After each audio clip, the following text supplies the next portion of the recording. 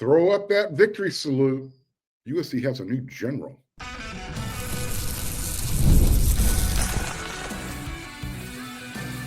You are Locked On Trojans, your daily podcast on the USC Trojans. Part of the Locked On Podcast Network, your team every day. Fight on, everyone. I'm your host, Mark Culkin, and thank you for making Locked On USC part of the Locked On Network your first listen every day. Doesn't matter if you're watching this show on YouTube, wherever you download this podcast, it's always free, and I always appreciate your support. From the big upsets to the game-winning drives, the NFL playoffs are better with FanDuel. New customers, you can bet $5 and you can get $200 in bonus bets, guaranteed. Win or lose, visit FanDuel.com to get started. USC needed experience. They needed help on the offensive line going into this offseason out of the transfer portal. And they got somebody, his name was DJ Wingfield earlier. Mentioned you, I've already talked to you guys about him. My everyday listeners remember telling you about the guy from Purdue that's coming. Well, now they got somebody to come on in and compete and push USC center Killian O'Connor. His name is John Ray Reed. He likes to be called the Big General. So he's the transfer from Syracuse, and he's 6'3", 316 pounds. And he jumped in the transfer portal right at the end of December. I think December 31st was the official date that he, at least his name was public in the transfer portal. He took a couple of visits out here. He went to UCLA first, then USC, and then he made his decision. And it was a pretty easy one. He announced his commitment to USC on Wednesday, January 8th. So now you have a big 6'6" interior offensive lineman, DJ Wingfield. You're adding another good-sized guy to play center in John Ray Reed. We're just going to call him the general from now on going forward. And that gives USC that experience that they were looking for out of the transfer portal. Are they done? I don't know. They might be looking at one more. We'll see how that works out. But just give you a little bit of a little background on Reed and who he is, what he's done so far in his career. He transferred to Syracuse from Hutchinson Community College. It's a name you've been hearing a little bit about lately. I believe DJ Wingfield also did the whole JC thing at Hutchinson. Excuse me, I'm a little bit of a loss. Been focused on the fires, and my throat hurts. Got a bad little cough, a constant little itch going on, so I do apologize. So he's coming into USC. He's got 1 year of eligibility remaining. Last year, he played in and started all 12 games for the Orange. And he's a true center. So USC did not bring him in to play left guard or right guard. He is coming in to play center. And in his 2 years at Syracuse, 2023 and 2024, he's put in over 1,500 snaps. So he knows the job. He knows what it takes to play that position at this level. And as far as how good is he? His Pro Football Focus grading. He was Syracuse's highest graded pass blocker, which is good to know. And for anyone who played over 300 offensive snaps, according to Pro Football Focus, and he played 815 offensive snaps, and he was deemed responsible for only giving up one sack. We know he's got the physical attributes to get the job done. His size, 6'3", 6'4", 315 pounds.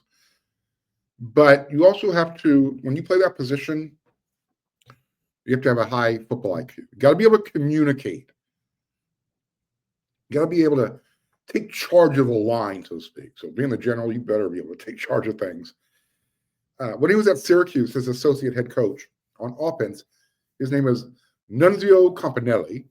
Love that name. Said he saw that development in John Ray this past season. The center is so critical to everything you do, not just in the physical part, but in getting everyone directed in the run game and passing game, he's done a great job at studying film and understanding the checks he has to make to help the line move as one, end quote. So last year, we know that in 2024, Jonah Monheim was in charge of calling out the signals for USC. Now, General Reed will be the guy in charge of barking up the calls. And the other thing you need to know about, if you're going to play on the offensive line, specifically the center position, Lincoln Riley and now Coach Zach Hanson, the offensive line coach, they're always going to prioritize knowing the playbook first and being able to make the right calls. Because if you can't do that, you're kind of just taking up space on the field. You're kind of a liability. So again, he has 2 years of starting experience. And when he was with Syracuse last year, that was an offense that ranked number 7 in total offense and had the number 22 scoring offense. So he knows what it's like to play in an offense that put up points, move the ball. Hopefully, Lincoln Riley's offense will be able to continue to do that in 2025. What kind of guy are you getting for the locker room? All right, well, seems like he's a good guy.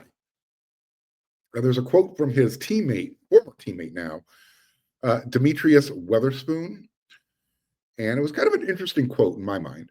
He said, he's really the heart of the O-line. He always brings the energy all the time, no matter what, highs and lows. You look at Reed, he'll smile at you, and you just know you're about to go to war.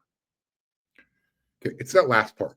I love that last part because I literally envisioned that evil smile meme that you see on social media. You know, that little girl who's like, you know the one, fire burning in the background.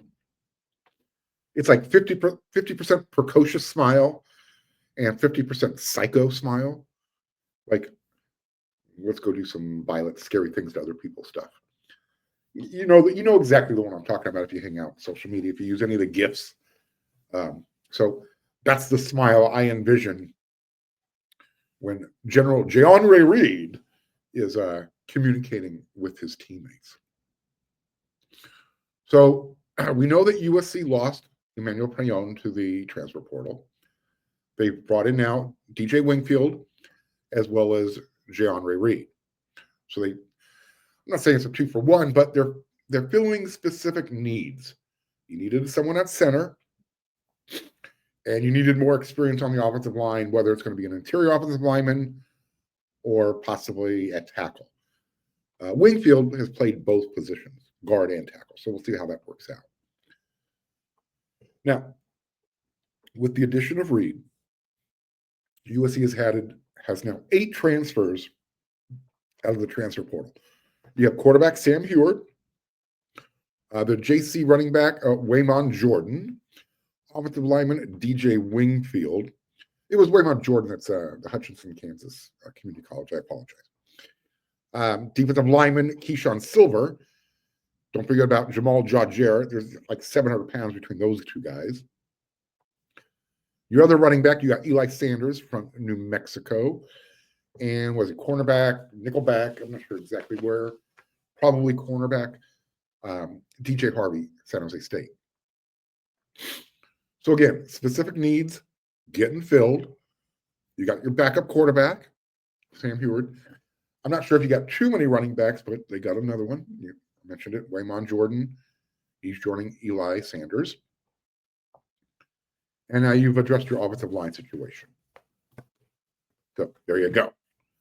In fact, we're going to talk more about the offensive line in the next segment. I'm going to give you my preliminary. Probably you're way too early, too deep. We're going to do that in the next segment.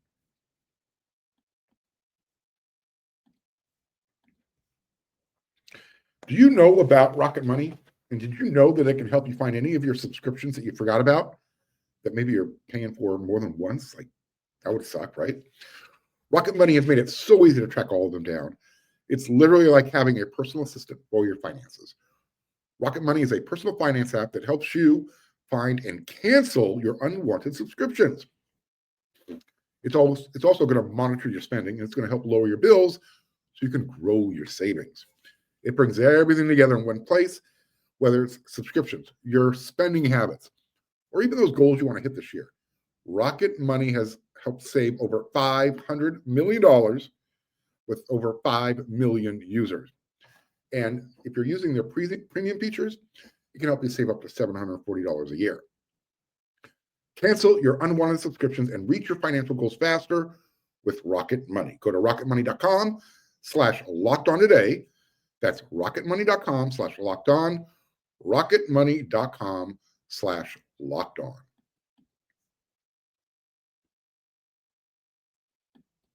All right.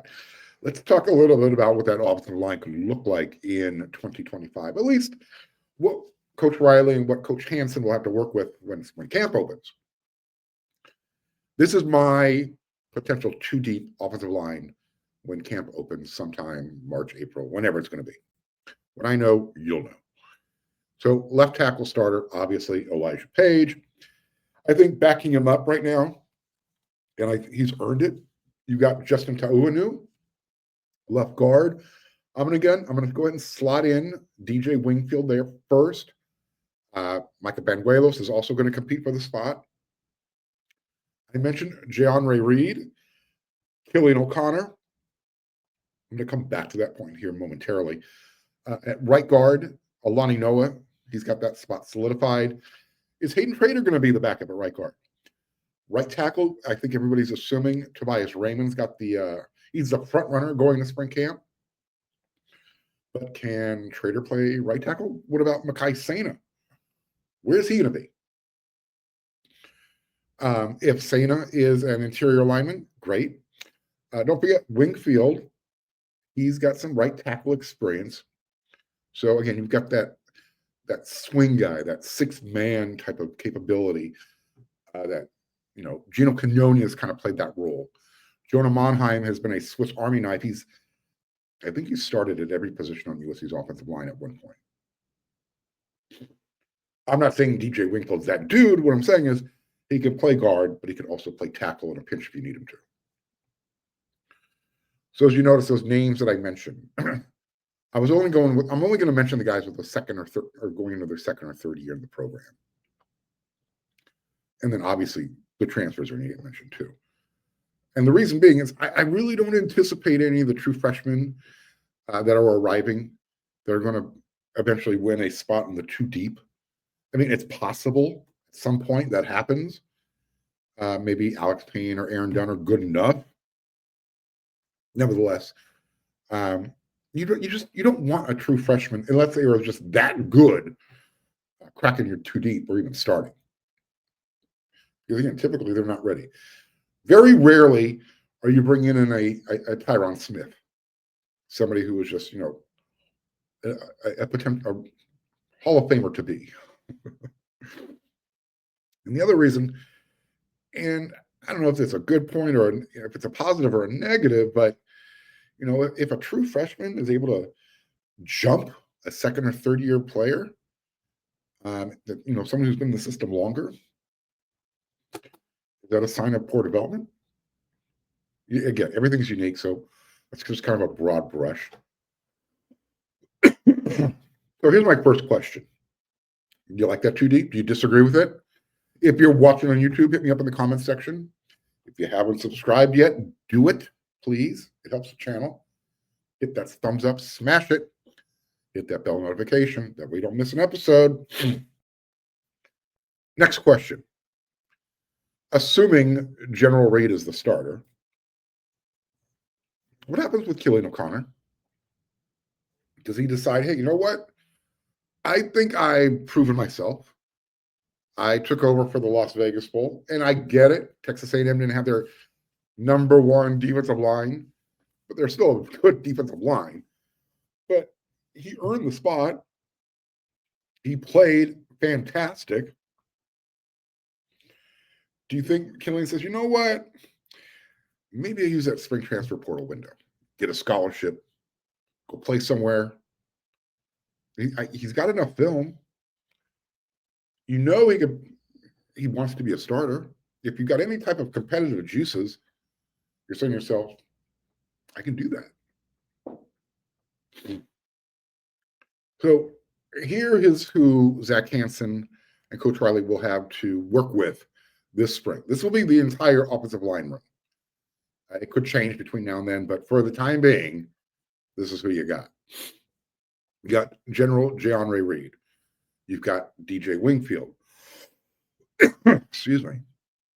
Killian O'Connor, Olani Noah, Erwin Teome, Elijah Page, Tobias Raymond, Micah Benuelos. You've got, excuse me, Jack Susanar. I like his size, 6'6", 320, big dude. You got Kalon Miller, Leonard Travis, Justin Ta'uanu. You've got Hayden Trader, Makai Saina, and then these are the freshmen coming in. You got Alex Payne, you got Aaron Dunn, you got Willie Washer, you got Elijah Vicona. So do the math. 1, 2, 3, 4, 5, 6, 7, 8, 9, 10, 11, 12, 13, 14, 18 offensive linemen in that room.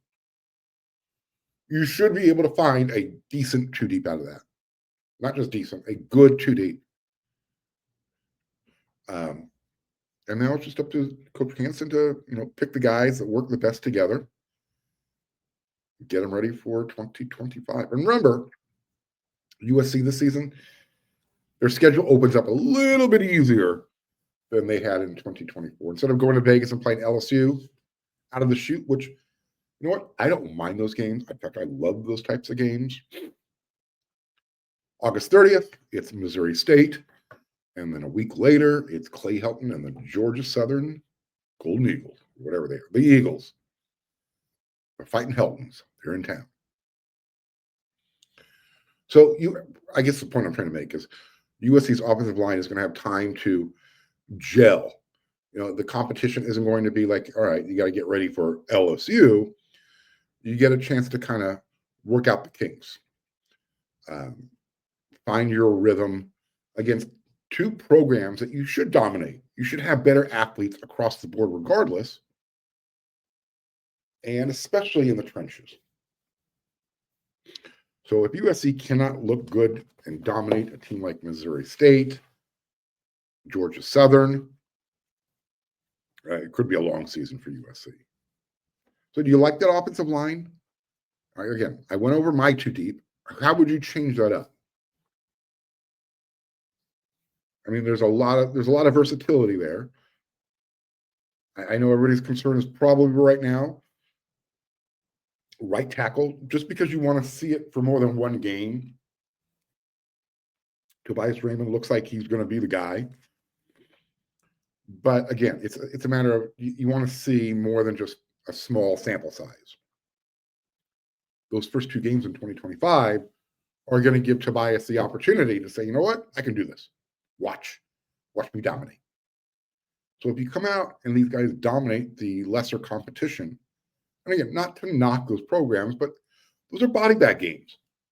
Those are games that USC is paying other teams to come into town, take a loss home, and it gives USC a chance to get everybody on the field, see who's available, who can do what for 2025. Remember, this was supposed to be the year that Ole Miss was coming to town. Yeah, I wanted to see Lane Kiffin also. All right. We're going to talk a little hoops in the next segment before we get out of here.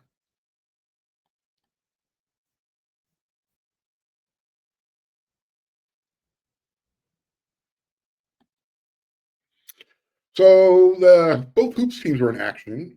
One won, the other one didn't. I'll let you know right now, the women, they took on Maryland. They won 79-74. So it was a tough game. A lot of, I guess, questionable calls. The freshmen were able to chip in. Tough game, gritty win, got it. That's all that matters. The men, on the other hand, they didn't have such a good night. They took on Indiana. They were in Bloomington, one of the meccas, Assembly Hall.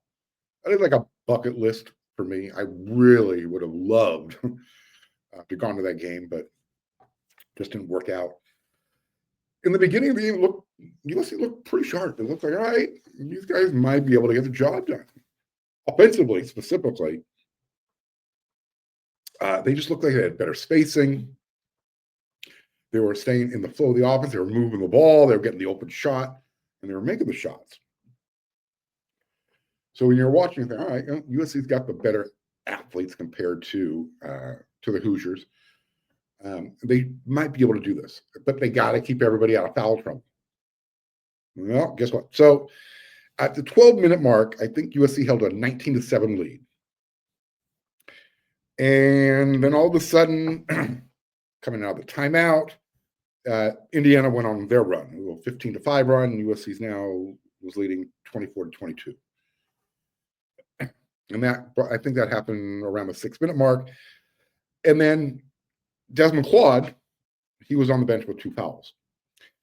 One of the reasons why Indiana was able to go on that run is if Claude's not on the court for USC, the offense just breaks down. They literally went 1 for 7 shooting the ball with him on the floor, with him on the bench, excuse me. He is the glue to this team. I've said it before. I'll say it again. I need to emphasize it. This team needs a point guard desperately. Desperately. It's just a bunch of dudes coming together. They play hard. The effort's always there. But there's no chemistry. And they're trying to build that chemistry as the season goes along. They were in the game against Michigan at home until Claude fouled out. And that's when the wheels fell off the must bus. Same thing kind of happened tonight. When it's really noticeable when Claude's not on the court. The game was tied at 38 at halftime. Again, offensively, they had 9 assists, only 2 turnovers. For the game, they only had 8. So it's not like USC was sloppy. But in the second half, Indiana went inside. They took advantage of Omar Ballo. Remember that dude who used to transfer from Oregon? Looked like a big, giant oak tree. Dude went off. He was crushing USC. USC just doesn't have anybody on their roster that can compete with that type of size. And when you spread the court and you get the ball and you play inside out, eventually, if you're a disciplined team on offense, you're going to create that mismatch. And in the second half, final score was what? 82-69. They got outscored by 13 points. It was kind of ugly. It was just a complete opposite of what happened in the first half. Again, tied at 38. You end up losing 82-69. I mean, USC defensively, I'm just looking at these stats here. They shot 41% from the field. Indiana, 44%. 3-point range, both teams kind of sucked. USC was 23%, 6 for 26. Indiana was, 29%, 6 for 21. Free throw shooting, Indiana 78%, USC 72%.